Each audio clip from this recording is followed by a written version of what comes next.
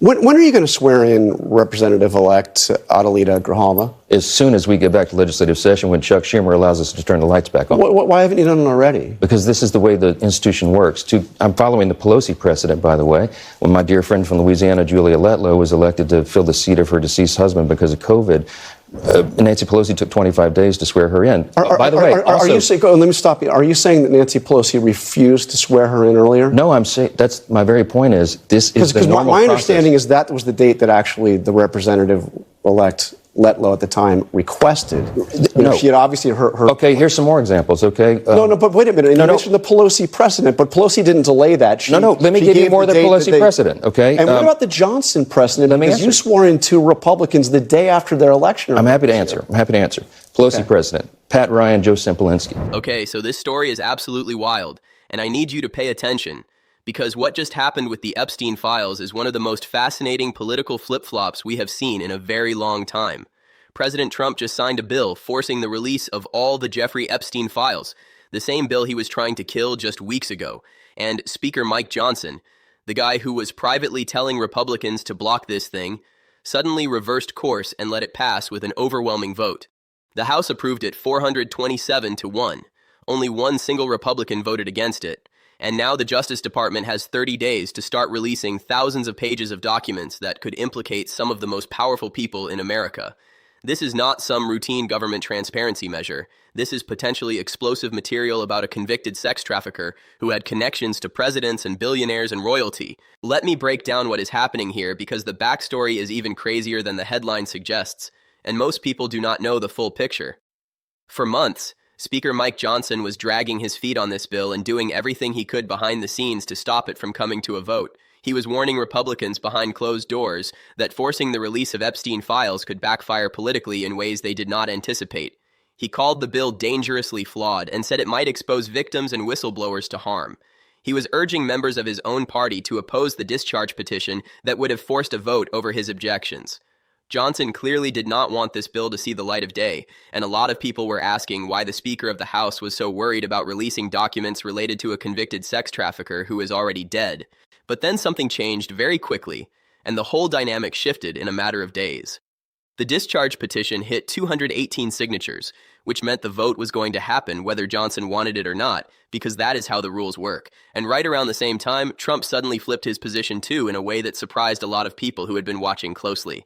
After weeks of calling the Epstein files push a hoax and telling Republicans not to waste time on it, Trump decided he was actually leading the charge for transparency all along. Yeah, right. He went from trying to kill this thing to taking credit for it in the span of about 48 hours. And once Trump changed his tune, Johnson had no choice but to fall in line and pretend he supported it all along because that is how the Republican Party works now. But before we go any further, real quick, let's be honest. You can't really trust mainstream media anymore. That's why we built Pump Politics, to bring you real stories, real context, and no corporate spin. If you want to stay ahead of the headlines, join our free newsletter. We'll send the news straight to your inbox every day. Just click the link in the description to join. And if you just want to support what we're doing, join us. Be part of the community that actually cares about the truth. All right, let's get back to the video. They were elected during an August recess. So 21 days later, when the House returned to regular legislative session, they were administered the oath. That's what we're doing. We're not in session right now. Rep. Grijalva was elected after the House was out of session. As soon as we return to legislative session, as soon as the Democrats decide to turn the lights back on so we can all get back here, I will administer the oath on the first day. You could swear her in tomorrow, right? No, not tomorrow. No, we couldn't. We wouldn't. There was an exception for 2 Floridians earlier in this Congress, but the reason was they were duly elected, they had a date set, they flew in all their friends and family. Can you believe this? The guy who was privately working to block the bill is now out there saying Republicans have nothing to hide in the Epstein records. That is what Johnson told the press right after the vote. Nothing to hide. Then why were you trying so hard to stop it from coming to a vote in the first place if there is nothing to worry about? Come on, this is so transparent, it would be funny if the stakes were not so serious and the subject matter were not so disturbing. And here is the thing that makes this even more explosive and why people are watching so closely. Trump has a documented history with Jeffrey Epstein that he has been trying to downplay for years whenever it comes up. They were photographed together multiple times at parties and social events. They attended gatherings together in Palm Beach and New York where they both had homes. Trump once said publicly that Epstein was a terrific guy who liked beautiful women on the younger side, a quote that has haunted him ever since. Now Trump is out there claiming he was never an obstacle to the Epstein investigation and demanding that the files prove Democrats like Bill Clinton were the real culprits. He is trying to get ahead of whatever is in those documents by spinning the narrative before anyone even sees what they actually contain. The files that are about to be released include thousands of pages of potentially explosive material that investigators have been sitting on for years. We are talking FBI and DOJ investigation records that have never been made public. Flight logs showing who traveled on Epstein's private planes to destinations including his private island. Travel documents and internal communications between investigators and prosecutors. Prosecution files that could reveal what the government knew and when they knew it and why certain decisions were made. The law does allow some redactions to protect victims and ongoing investigations and national security, but the scope of what is coming out is going to be massive and could reshape how we understand this entire scandal and who was involved. Are you kidding me? We have the president and the Speaker of the House doing complete 180-degree turns on releasing files about a convicted sex trafficker who had connections to some of the most powerful people in the world. And now the clock is ticking. 30 days until the documents start coming out. This is the story everyone should be watching because whatever is in those files could blow up American politics in ways we cannot even predict right now. All right, so let us really dig into what is happening here because I think most people do not understand the full context of how we got to this moment and why Trump and Johnson were so desperate to stop this bill before they suddenly decided to support it and take credit for it. This is not just about one bill or one vote. This is about years of pressure and broken promises and political maneuvering around some of the most disturbing allegations in modern American history involving powerful people. And the way Trump and Johnson have handled this tells you everything about how power works in Washington and how quickly positions can change when the political winds shift. Let me take you back to understand why this bill even exists and why Congress had to force the issue in the first place rather than waiting for the executive branch to act voluntarily. When Trump started his second term, he promised he would release all the Epstein files and finally give the American people transparency about what the government knew regarding Epstein's crimes and who else might have been involved in his network. It was a promise that played well with his base because there is enormous public distrust of elites on both the left and the right when it comes to this scandal. Everyone suspects that powerful people were protected while victims were ignored, and Trump positioned himself as the guy who would finally expose it all and drain the swamp of these protected predators. But then something interesting happened. The promised release did not come in any meaningful way despite all the talk about transparency. Earlier this year in February, the administration did put out some Epstein-related documents with great fanfare. But when people actually looked at what was released and compared it to what they expected, most of it was stuff that was already public or had been reported on previously. It was a nothing burger designed to look like transparency without actually revealing anything new or damaging. That fueled even more suspicion and more pressure on Congress to force a real release through legislation rather than trusting the executive branch to do it voluntarily on their own timeline. That is when the Epstein Files Transparency Act started gaining momentum in Congress and became a real legislative priority for members of both parties. The bill had genuine bipartisan support because this is one of those rare issues where both sides agree that the public deserves to know what happened regardless of who gets hurt politically. Democrats wanted accountability for anyone involved regardless of party affiliation. Republicans, at least some of them, wanted to push a narrative that Democrats like Bill Clinton were the real villains in the Epstein story. And regular Americans across the political spectrum just wanted the truth about how a well-connected sex trafficker operated for so long with apparent impunity while powerful people looked the other way. But here is where it gets really interesting. Speaker Mike Johnson did not want this bill to pass despite the bipartisan support and public demand, at least not at first. Reports came out that Johnson was privately urging Republicans to oppose the discharge petition that would have forced a House vote over his objections. A discharge petition is a procedural tool that allows the House to vote on a bill even if leadership does not want to bring it to the floor for consideration. You need 218 signatures, a majority of the House, and then the vote happens whether the Speaker likes it or not, because those are the rules. Johnson was telling members the bill was dangerously flawed and would cause problems they had not anticipated. He warned that releasing everything could harm victims and expose whistleblowers to retaliation or harassment. He suggested it might fuel conspiracy theories rather than settle questions and give people closure. But a lot of people noticed that those concerns, while potentially legitimate on their face, seemed like convenient excuses to block something the Speaker clearly did not want to happen for other reasons, and the question everyone was asking was obvious. What is Mike Johnson afraid of, and why does he not want these files released if there is really nothing to hide? The discharge petition kept gaining signatures despite Johnson's efforts to stop it through private pressure. Democrats were signing because they wanted transparency. Republicans were signing because their voters demanded it. The momentum was building, and it became clear that Johnson was going to lose this fight no matter what he did behind the scenes.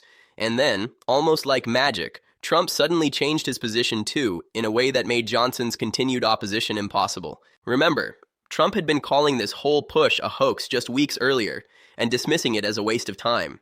He was telling Republicans not to waste time on Epstein stuff when there was important agenda items to focus on. He was saying it was a distraction from his priorities and was being used by Democrats to smear him unfairly by reminding people of his past association with Epstein.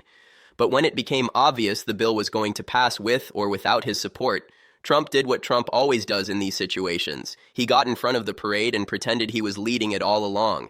He went on social media and said he had led the charge for transparency by signing the bill. He took credit for something he had been actively trying to kill just days before. And once Trump flipped, Johnson had no choice but to flip too, because that is the iron law of Republican politics right now. Johnson reversed course and allowed the House vote to proceed without further obstruction. The final tally was 427-1, with only one Republican voting against it. That tells you how toxic it had become to be seen as opposing transparency on Epstein once Trump changed sides. Even members who might have had serious reservations knew they could not survive voting no once Trump was claiming credit for yes and making it a test of loyalty. The one no vote came from Representative Clay Higgins of Louisiana, and honestly, good luck to him explaining to his constituents why he was the only person in the entire House of Representatives who did not want the Epstein files released. That is going to be a fun conversation at town halls. So, now the bill is signed and the clock is ticking toward the first release of documents. The Justice Department has 30 days to start making files public, and everyone is watching to see what they do. We are talking about thousands of pages of documents that investigators accumulated over years of looking into Epstein and his network of enablers and associates. Flight logs that show who traveled on his private planes, planes that went to his private island where prosecutors say much of the abuse occurred, travel documents and communications that could reveal what powerful people knew and when they knew it, prosecution files that might show whether deals were made to protect certain individuals from accountability in exchange for cooperation or silence. The law does allow for some redactions, and this is going to be a major point of contention going forward as people scrutinize what gets released and what gets hidden. The government can redact information to protect victims and their privacy, which is legitimate. They can redact material related to ongoing investigations that could be compromised. They can redact national security information if it applies. Critics are already worried that these exceptions will be used as loopholes to hide the most damaging revelations about powerful people. The question is whether the redactions will be narrow and justified, or whether they will be used to protect people who do not deserve protection just because they have connections. Okay, so let us break this down into what it actually means and what we should be watching for as these files start coming out over the next month, because this story is going to dominate headlines, and you need to understand the dynamics at play and what different people are trying to accomplish. Point number 1, Trump and Johnson both tried to block this bill before they supported it, and their flip-flops tell you everything about how they really feel about transparency when it might affect them or their allies. Johnson was privately whipping Republicans to oppose the discharge petition and stop the vote from happening. He called the bill dangerously flawed and warned about consequences that conveniently justified not releasing the files. And then the moment it became clear the vote was happening anyway and he could not stop it, he suddenly discovered he supported transparency all along and claimed Republicans have nothing to hide as if he had not been working to block it for weeks. Trump's flip was even more blatant because he did it in public view, where everyone could see the contradiction between his words and actions. He was calling the Epstein push a hoax and telling Republicans to focus on his agenda instead of getting distracted by this sideshow. He was clearly worried about what might come out and was trying to change the subject to anything else. Then when the bill passed overwhelmingly and he could not stop it, he claimed he led the charge for transparency and signed it like he was doing the country a favor. This is the Trump playbook we have seen over and over throughout his political career. Oppose something until you cannot stop it, and then take credit for it and pretend you were always on board. But the record is clear about where he stood when he thought he could still kill this thing. Point number 2, the documents being released could implicate powerful people on both sides of the political aisle, and everyone is trying to get ahead of the narrative before the files drop. Trump is already out there demanding that the files prove Democrats are the real villains. specifically Bill Clinton, who had well-documented ties to Epstein, including multiple flights on his private plane and visits that have been reported over the years. Trump wants the story to be about Clinton and other Democrats, rather than about any connections he might have had to Epstein in the years before the scandal broke. But here's the thing. Trump also had a relationship with Epstein that has been documented over the years, and he cannot pretend otherwise. They were photographed together at parties in Palm Beach and New York. They socialized in the same wealthy circles and ran into each other at events.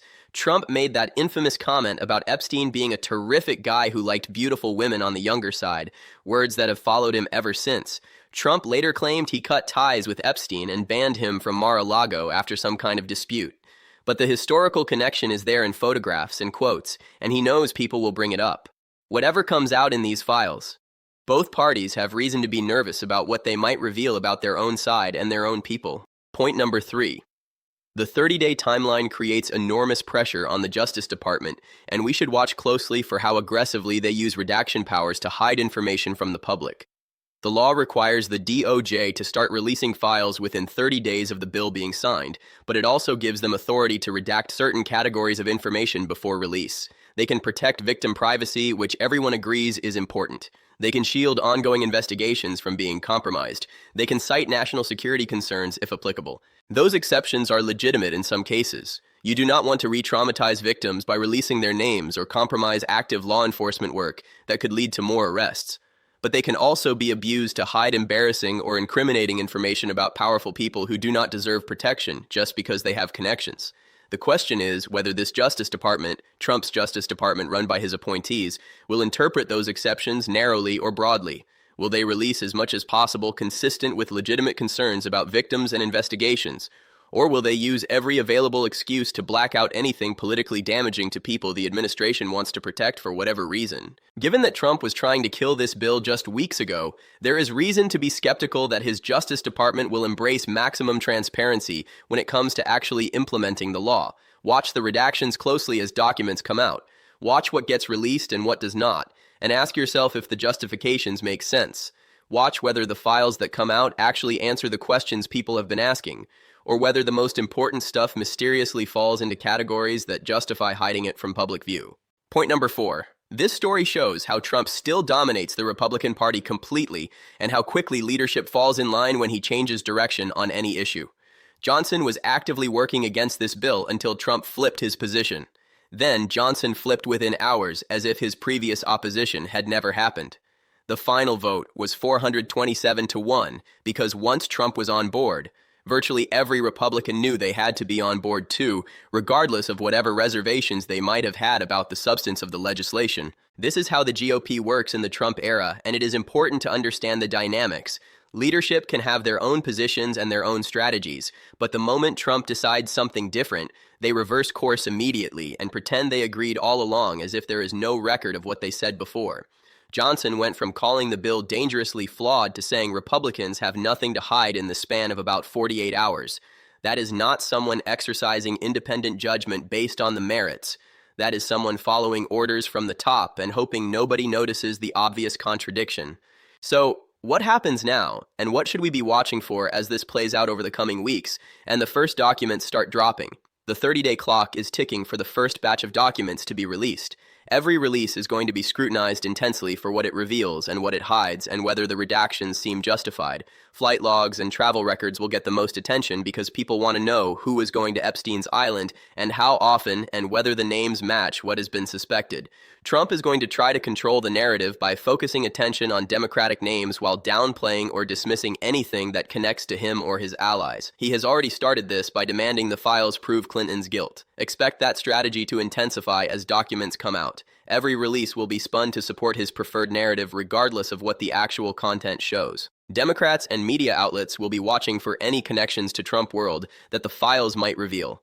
They will scrutinize the redactions to see whether the Justice Department is protecting people it should not be protecting.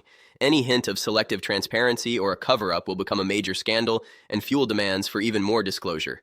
And the American public, who have been waiting years for answers about how Epstein operated and who protected him, will finally get to see at least some of what the government knows.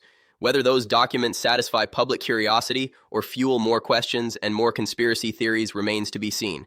But one thing is certain, The next few weeks are going to be explosive. Stay tuned because the Epstein files are about to drop, and whatever is in them could change everything we think we know about some of the most powerful people in America.